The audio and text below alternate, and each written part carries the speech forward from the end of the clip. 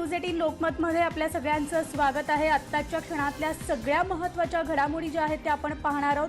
बुलेटिनला सुरुवात करण्यापूर्वी एक दिलासादायक बातमी आहे। त्यापूर्वी तुम्ही घरी राहा, सुरक्षित राहा, पुन्हा एकदा आम्ही न्यूज 18 लोकमतच्या माध्यमातून आवाहन करते। आणि पाहूयात आता एक ब्रेकिंग बातमी आहे पिंपरी चिंचवड येथून। पिंपरी चिंचवडमध्ये कोरोनाची लागण झालेले कोरोनाग्रस्त रुग्ण जे होते त्यापैकी 5 जणांना आज डिस्चार्ज मिळणार आहे। त्यामुळे नक्कीच ही एक दिलासादायक बातमी आहे। पिंपरी चिंचवडमधील आणखी 5 कोरोनाबाधित रुग्णांना डिस्चार्ज देण्यात येणार आहे। एकाच कुटुंबातील 4 जण हे कोरोनाग्रस्त होते आणि भोसरीमधील रुग्णालयात त्यांच्यावर उपचार सुरू होते। तर दोन्ही चाचणींचे त्यांचे अहवाल जे आहेत ते निगेटिव्ह आल्यानं डिस्चार्ज मिळणार असून पिंपरी चिंचवडचे अतिरिक्त आयुक्त संतोष पाटील यांनी या संदर्भात माहिती दिली आहे। 5ही जणांना 14 दिवस होम क्वारंटाईन राहण्याच्या सूचना देण्यात आल्या होत्या। आपण अधिक माहिती जाणून घेणार आहोत। आमचे प्रतिनिधी गोविंद वाकडे आपल्या सोबत आहेत। Govind, good morning. आणि पिंपरी चिंचवडकरांसाठी आणि अख्ख्या महाराष्ट्रासाठी नक्कीच दिलासादायक बातमी आहे। होम क्वारंटाईन केलं तर तुमची सुटका लवकर होऊ शकते। अर्थातच म्हणाली, खरं तर पिंपरी महापालिकेने कोरोना विरोधात जो लढा उभारलेला आहे त्याला यश येताना दिसतंय। काल 3घांना आणि आज एकूण 5 कोरोना बाधित जे होते आणि आज जे कोरोनामुक्त झाल्याचं आता स्पष्ट झालेलं आहे, अशा एकूण 8 जणांना 2 दिवसामध्ये डिस्चार्ज दिला गेलेला आहे। आणि ही अत्यंत दिलासादायक बाब आहे। असं जरी असलं तरी पिंपरी चिंचवडकरांनी घराच्या बाहेर मात्र पडता कामा नये, कारण की एकूण 1300 नागरिकांना अजूनही होम क्वारंटाईनच्या सूचना दिलेल्या आहेत आणि होम क्वारंटाईन केल्या गेलेलं आहे। दुसरी महत्वाची बाब म्हणजे हे जे 5 रुग्ण होते यांच्यावर 14 दिवस उपचार केल्यानंतर त्यांच्या 2 चाचण्या केल्या गेल्यानंतर त्या निगेटिव्ह आल्या आणि त्यानंतर आज त्यांना डिस्चार्ज दिला जातोय। हे महत्वाचं आहे। पुढील 14 दिवस त्यांना होम क्वारंटाईनच राहावं लागणार आहे। त्यामुळे कुठेतरी नागरिकांनी लक्षात घेतलं पाहिजे, जर स्वतःची काळजी घेतली तर आपण या आजारातून बरं होऊ शकतो। खरं तर घराबाहेर निघायचं कारण नाहीये। सगळ्या ज्या सुविधा आहेत त्या पुरवल्या जात आहेत, पोलीस प्रशासन सज्ज आहे। आणि दुसरीकडे जर बघितलं तर जे 12 बाधित होते पिंपरी चिंचवडमध्ये, एकूण 12 जणांना कोरोनाची लागण झाली होते, त्यापैकी आता 8 जणांना घरी सोडल्या गेलेलं आहे, ते कोरोनामुक्त झालेले आहेत। आणि इतर जे 4 उरलेले आहेत त्यांचीही प्रकृती स्थिर असल्याचं महापालिकेकडून सांगण्यात आलंय। त्यामुळे नागरिकांनी घाबरून जाऊ नये आणि घरातच राहावं असं आवाहन वारंवार केलं जात आहे, म्हणाली। अगदी बरोबर आहे गोविंद। आणि त्यामुळे नागरिकांनी या सूचनांचं पालन करणं अत्यावश्यक असल्याचं कळतंय। धन्यवाद या संपूर्ण माहितीबद्दल। आणि यानंतर बातमी आहे डोंबिवलीमधनं। डोंबिवलीमध्ये आणखी एका महिलेला कोरोनाची लागण झाल्याचं निष्पन्न झालेलं आहे। आणि विशेष म्हणजे या महिलेनं एका लग्न समारंभाला उपस्थिती दर्शवली होती आणि या लग्नामध्ये अनेक नगरसेवक सुद्धा उपस्थित होते आणि महापौर स्वतः देखील तिथं होत्या। कोरोनाबाधित महिलेची लग्न समारंभाला डोंबिवलीत हजेरी असून पतीसह महापौरांनी देखील हजेरी लावलेली होती, महापौर विनीता राणे। त्यामुळे होम क्वारंटाईन झालेले आहेत। कोरोनाचा फैलाव केल्याप्रकरणी आयोजकावर गुन्हा दाखल होत असून डोंबिवलीमध्ये 3 गुन्हे आतापर्यंत दाखल झालेले आहेत। अधिक माहिती जाणून घेणार आहोत। आमचे प्रतिनिधी प्रदीप धनगे आपल्यासोबत आहेत। थेट प्रदीपकडे जाऊयात। Pradeep, good morning. आणि डोंबिवलीमधनं पुन्हा एकदा बातमी येते, वारंवार सांगून देखील जे लागण झालेले आहेत किंवा सध्याच्या या संपूर्ण होम क्वारंटाईन आणि लॉकडाऊन परिस्थितीमध्ये लग्न समारंभाला उपस्थित राहणं ही खरंच संतापजनक बाब आहे। म्हणजे अगदी बरोबर आहे। न्यूज 18 लोकमत वारंवार सूचना देते, घराच्या बाहेर पडू नका, मात्र तरी लोकांकडून हे पाळलं झालेलं दिसत नाहीये। आपण जर बघितलं तर 18 आणि 19 तारखेला डोंबिवलीत हळद आणि लग्न झाली होती। यामध्ये कोरोना जो झालेला एक मुलगा होता तो गेला होता। त्याच्याचमुळे तिकडे लागण झाल्याची एक चर्चा आता पोलिसांकडून सुरू झाली। त्यामुळे डोंबिवलीतल्या एका व्यक्तीला आणि एका महिलेला सुद्धा कोरोना आढळलेला आहे। याबाबतची माहिती काल ACP राऊत जे डोंबिवलीचे आहेत त्यांनी दिली। आपण जर बघितलं तर राजकीय वर्तुळात आता या लग्नाच्या हळदीची चर्चा सुरू झाली असून महापौर विनीता राणे या KDMCचे महापौर आहेत, त्या लग्नात हजर होत्या। विशेष म्हणजे काही लोकप्रतिनिधी सुद्धा हजर होते।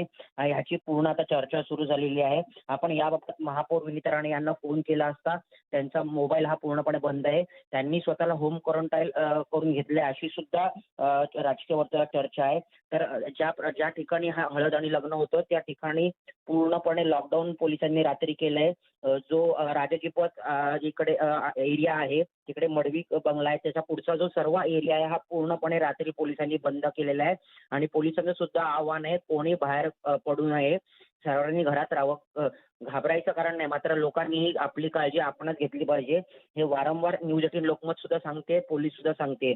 त्यामुळे आता हे जे लग्न आणि हळदचा हा प्रकार झाला, ह्याच्यावर आता ह्याच्यातून अजून किती रुग्ण येतात हे पाहणं महत्वाचं आहे. त्याचप्रमाणे आपण जर बघितलं तर जो कोरोनाग्रस्त तिकडे गेला होता त्याच्यावर गुन्हा दाखल करण्यात आलाय. त्याचप्रमाणे ज्यांनी लग्न ठेवलं होतं आणि ज्यांनी जागा दिली होती त्यांच्यावर सुद्धा पोलीस स्टेशनमध्ये गुन्हा दाखल करण्यात आलाय. कोरोनाग्रस्तावर जो गुन्हा दाखल झालाय ही ठाणे जिल्ह्यातली पहिलीच अशी घटना आहे की त्याच्यावर गुन्हा दाखल होतोय. मात्र पोलिसांचं वारंवार सांगणं आहे की बाहेर पडू नका, गर्दी करू नका. न्यूज 18 लोकमत सुद्धा हेच सांगते. त्यामुळे नागरिकांना, कल्याण डोंबिवलीतल्या सर्व लोकांना हे आव्हान आहे की कृपा करून बाहेर पडू नका. आपण जर बघितलं तर बरोबर, त्यामुळे वारंवार आवाहन करण्यात येतं आणि नागरिकांनी याचं पालन करावं अशीच अपेक्षा व्यक्त होतीये. आणि जर कोणी या आवाहनाचं पालन करणार नाही त्यांच्यावर गुन्हा देखील दाखल होणार असून कारवाई केली जाणार आहे. प्रदीप, धन्यवाद या संपूर्ण माहितीबद्दल. आणि यानंतर बातमी ती म्हणजे मुंबईमधले बाजार जे आहेत, काही ठिकाणचे बाजार हे हलवण्यात येत आहेत. मुंबईमधल्या सेनापती बापट मार्गावरील दादर येथील घाऊक बाजार जो आहे तो आता इतर ठिकाणी हलवण्यात येत असून त्यामुळे आता उद्यापासून या घाऊक बाजार मुंबईतल्या इतर 5 ठिकाणी सुरू करण्यात येणार आहेत. कोरोनाच्या पार्श्वभूमीवर खबरदारी म्हणून गर्दी टाळण्याचं आवाहन वारंवार केलं जात आहे, परंतु अद्यापही बाजारपेठेत गर्दी होताना दिसते. आणि त्याच पार्श्वभूमीवर प्रशासनानं बाजार 5 जागी हलवण्याचा निर्णय घेतलाय. तर उद्यापासूनच सोमय्या मैदान, MMRDA मैदान, मुलुंड जकात नाका, दहिसर जकात नाका, दादर सेनापती बापट मार्ग या ठिकाणी हा बाजार सुरू होणार आहे. त्यामुळे पुढील सूचना मिळेपर्यंत या 5 ठिकाणी बाजार सुरू राहणार असल्याचं प्रशासनाकडून सांगण्यात आलंय.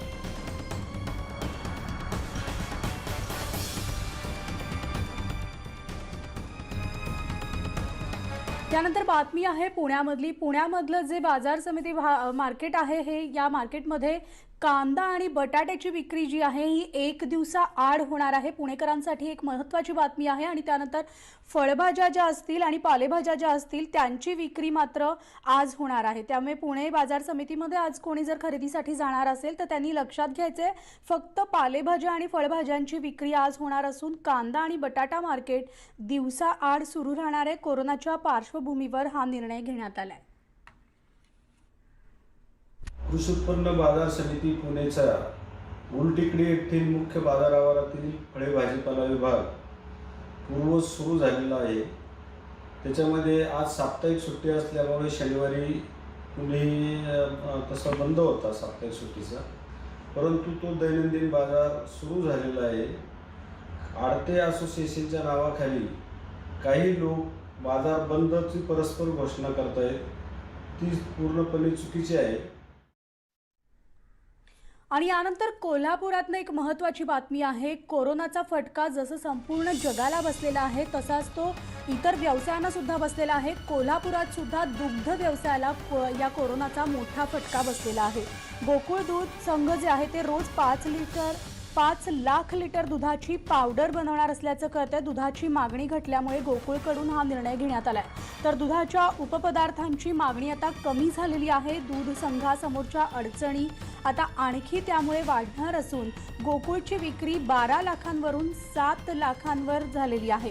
अधिक माहिती जाणून घेणार आहोत. आमचे प्रतिनिधी संदीप राजगोळकर आपल्यासोबत आहेत. संदीप, आपण पाहतोय गोकुळ संघ आता रोज 5 लाख लिटर दुधाची पावडर बनवणार असल्याचं कळतंय. काय अधिक माहिती? कोल्हापूर, सातारा, सांगली आणि बेळगाव सीमा भागातनं जवळपास 12 लाख लिटर दुधाचं संकलन गोकुळ मार्फत केलं जातं म्हणाली. आणि गेल्या काही दिवसांपासून आपण चित्र पाहतो की कोरोनाचा मोठा फटका बसलेला आहे. एकतर पॅकिंग ज्या ठिकाणी होतं, मुंबई पुण्यात होतं, कोल्हापूरमध्ये देखील होतं, त्या ठिकाणचे बरेचसे कामगार जे आहेत ते काम सोडून आपापल्या गावी परत गेले आहेत. महत्वाचं म्हणजे जी दुधाची जी वाहतूक चालते, मग ग्रामीण भागापासून चिलिंग सेंटरपर्यंतची असेल किंवा टँकर्सची असेल पुण्या मुंबईला येणारे, ते ड्रायव्हर आणि क्लिनर्स गाड्या चालवायला देखील तयार नाहीत. आणि त्या सगळ्याचा मोठा फटका जो आहे तो आता गोकुळ दूध संघाला बसणार आहे असं आपल्याला म्हणता येईल. कारण 12 लाखांपैकी जर विचार केला तर 7 लाख लिटर दूध हे मुंबईमध्ये वितरित केलं जातं, विक्री केली जाते. 3 लाख लिटर जवळपास पुण्यामध्ये विक्री केली जाते. आणि उरलेलं जे 2 लाख लिटर आहे ते सिंधुदुर्ग, रत्नागिरी, सांगली, कोल्हापूर या भागामध्ये विक्री केली जाते. पण तब्बल 5 लाख लिटरची घट झालेली आहे. कालची आकडेवारी पाहिली तर 7,20,000 लिटर इतकं फक्त दूध जे आहे ते गोकुळकडून खपलेलं आहे. त्यामुळे 5 लाख लिटर दूध जे दररोज उरणारं असतं त्याचं काय करायचं हा खरं तर गोकुळ समोर प्रश्न आहे. त्यामुळे काल संचालकांची एक तातडीची बैठक पार पडली. त्या बैठकीमध्ये असा निर्णय घेण्यात आलेला आहे की 5 लाख लिटर दुधाची दररोज आता येथून पुढे गोकुळ पावडर बनवणार आहे. पण महत्वाचं असं आहे की जरी ही घट कमी आता होत असली तरी आलेलं दूध म्हणजे कारण ग्रामीण भागामधून जे दूध येतं संकलित केलेलं दूध येतं ते दूध काय करायचं त्या सगळ्याची पावडर बनवणार का गोकुळ हे देखील पाहणं महत्वाचं आहे.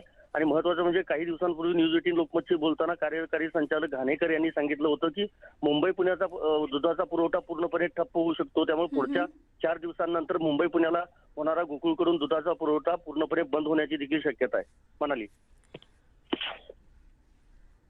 अगदी बरोबर आणि त्यामुळे नागरिकांनी आता या सगळ्या बाबी लक्षात घेणं अत्यंत महत्त्वाचं आहे. संदीप, धन्यवाद या संपूर्ण माहितीबद्दल. आणि यानंतर बातमी येते म्हणजे तर राज्यामध्ये कोरोनाग्रस्तांची संख्या आणखी वाढलेली आहे. मुंबईमध्ये नवे 7 रुग्ण जे आहेत ते आढळून आलेले आहेत. तर नागपुरामध्ये सुद्धा एका रुग्णाची वाढ झालेली आहे. त्यामुळे कोरोनाचा धोका राज्यात आणखी वाढलेला आहे. कस्तुरबा येथे 4 महिला आणि 3 पुरुषांना दाखल करण्यात आले. तर राज्यात आता कोरोनाग्रस्त रुग्णांची संख्या 186 वर जाऊन पोहोचली आणि राज्यात 33 नव्या रुग्णांची नोंद करण्यात आली आहे. यामध्ये सर्वाधिक 22 कोरोनाग्रस्त रुग्ण हे मुंबईमधले आहेत.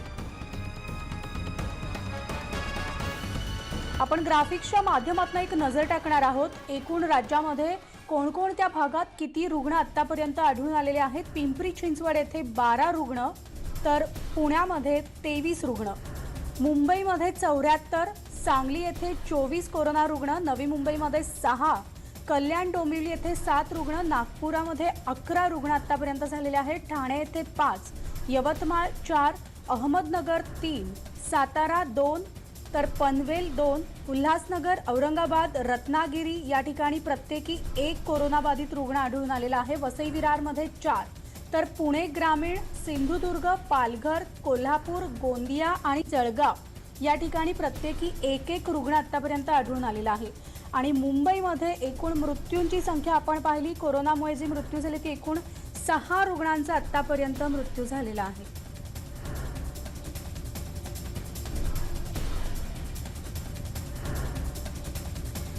ही आपण पाहिली राज्यामधली कोरोनाग्रस्तांची आकडेवारी. तर संपूर्ण भारतामध्ये सुद्धा कोरोनाग्रस्तांची संख्या आता वाढतीये. मुंबईमध्ये जशी कोरोनाग्रस्तांची संख्या आपल्याला अधिक पाहायला मिळते तशी जर भारतात नजर टाकली तर कोरोना विषाणूची लागण झालेल्या देशभरातील रुग्णांची संख्या आता एकूण 933 झालेली आहे. आत्तापर्यंत यापैकी 21 जणांचा मृत्यू झालेला आहे. तर केरळमध्ये विषाणूचा पहिला बळी नोंदवला गेलाय. गुजरात येथे कोरोनामुळे एका महिलेचा मृत्यू झालाय. तर गुजरातमधील बळींची संख्या देखील आता 4 झालेली आहे. आपण अधिक माहिती जाणून घेणार आहोत. प्रशांत लीला रामदास आमचे प्रतिनिधी आपल्यासोबत आहेत. थेट प्रशांतकडे जाऊयात. Prashant, good morning. मात्र देशवासियांसाठी खरं तर ही जी बातमी आहे धक्कादायक बातमी आहे. त्यामुळे अजूनही सतर्कतेचा इशारा जो आहे तो त्यांनी पाळायचा आहे, कारण देशामध्ये कोरोनाग्रस्त रुग्णांची आणि बळींची संख्या वाढतीये. ज्या पद्धतीनं जागतिक स्तरावरती कोरोनाच्या रुग्णांची संख्या वाढत आहे, जागतिक स्तरावरती जवळपास मृत्यूंची संख्या जी आहे ती 30,000च्या पार झालेली आहे. इटलीमध्ये देखील 10,000पेक्षा जास्त लोकांची मृत्यू झालेली आहे आणि अमेरिकेत देखील 2,000 लोकांनी आणि 1,24,000पेक्षा जास्त लोक पॉझिटिव्ह आहे. ही जागतिक याचा स्तर आहे आणि याचाच थोडा परिणाम भारतावर देखील झाला आहे. भारतात देखील आता ज्या रुग्णांची संख्या जी आहे ती वाढलेली आहे. केरळमध्ये देखील पहिला मृत्यू झालेला आहे. गुजरातमध्ये देखील मृत्यू झालेला आहे आणि याच पद्धतीने जर बघितलं जवळपास 933 ही मृत्यू संख्या झालेली आहे आणि 933 पॉझिटिव्ह रुग्ण आहेत आणि 21 जणांचा मृत्यू झालेला आहे. ही जी आकडेवारी आहे ही साधारणतः काल रात्री 10:30 वाजताची आकडेवारी आहे. त्यानंतर आज सकाळी 10 वाजता जेव्हा पुन्हा दुसरं मेडिकल बुलेटिन येईल त्यामध्ये देशभरामध्ये किती रुग्ण वाढले आणि किती कशा पद्धतीने याची वारंवारता आहे हे पाहायला मिळेल. आणि या घडीला जर बघितलं जवळपास 79 रुग्ण देखील बरे झालेले आहेत. पण ज्या पद्धतीनं गेल्या लॉकडाऊन अगदी बरोबर. त्यामुळे देशभरामध्ये सुद्धा आता कोरोनाच्या पार्श्वभूमीवर मोठ्या प्रमाणात खबरदारी घेतली जाते आणि इथल्या सगळ्या घडामोडी ज्या आहेत त्या प्रशांत जाणून घेत राहणार आहोत. तुर्तास या संपूर्ण माहितीबद्दल धन्यवाद आहे. आणि आता एक ब्रेकिंग बातमी येते, ती म्हणजे मध्य प्रदेशमध्ये बाहेरच्या राज्यांमध्ये आपल्या राज्यातले काही वारकरी तिथे अडकलेले आहेत. एकूण 95 वारकरी जे आहेत ते उत्तर प्रदेश येथे अडकलेले आहेत आणि या सगळ्या वारकऱ्यांना राज्यात परतण्यासाठी एकनाथ शिंदे यांनी मुख्यमंत्र्यांना पत्र लिहिलेले आहे. त्यामुळे हे उत्तर प्रदेशात अडकलेल्या 95 वारकऱ्यांना राज्यात परत घेऊन येण्यासाठी एकनाथ शिंदे प्रयत्न करत आहेत आणि या संदर्भात त्यांनी मुख्यमंत्र्यांना एक पत्र देखील लिहिलेलं आहे.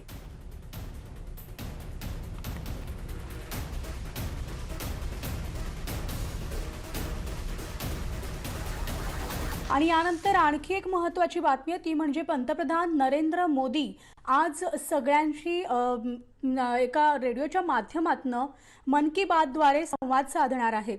त्यामुळे पंतप्रधान नरेंद्र मोदी आज नेमकं काय बोलतायत, कोरोनाशी लढण्यासाठी देशवासियांना मदतीचं ते आवाहन करत असून यासाठी PM केअर्स निधीमध्ये देण्याचं आवाहन मोदींनी केलेलं आहे. आणि त्याचबरोबर पुढच्या काळात परिस्थिती आणखी चिघळली तर हा निधी वापरला जाणार आहे आणि या निधीसाठी छोटी रक्कम सुद्धा स्वीकारली जाणार असल्याचं कळतंय. त्याचबरोबर जेवढी क्षमता असेल या निधीसाठी छोटी रक्कम स्वीकारत असून आपत्कालीन व्यवस्थापनाची जेवढी क्षमता असेल आणि लोकांचं संरक्षण करण्यासाठीच्या शोधकार्याला चालना देखील मिळेल असं मोदी यांनी म्हटलेलं आहे. आणि भारताला आरोग्यदायी बनवण्यासाठी आणि पुढच्या पिढीचं भवितव्य उज्ज्वल करण्यासाठी कोणतीही कसर बाकी ठेवता कामा नये असं पंतप्रधान नरेंद्र मोदी यांनी म्हटलंय. आणि कोरोना विरोधातल्या या लढ्यामध्ये न्यूज 18 नेटवर्कनं पुढाकार घेतलेला आहे. न्यूज 18 नेटवर्कनं इंडिया गिव्स ही मोहीम सुरू केलेली आहे आणि या मोहिमेअंतर्गत न्यूज 18 नेटवर्कचे सगळे कर्मचारी आपल्या 1 दिवसाचा पगार पंतप्रधान सहाय्यता निधीला देणार आहेत. तर त्यामुळे रोजंदारीवर काम करणाऱ्या कामगारांसाठी न्यूज 18 नेटवर्कनं हे पाऊल उचललं आहे आणि या सगळ्यांना मदत करण्यासाठी तुम्ही देखील या मोहिमेत सहभागी होऊ शकता.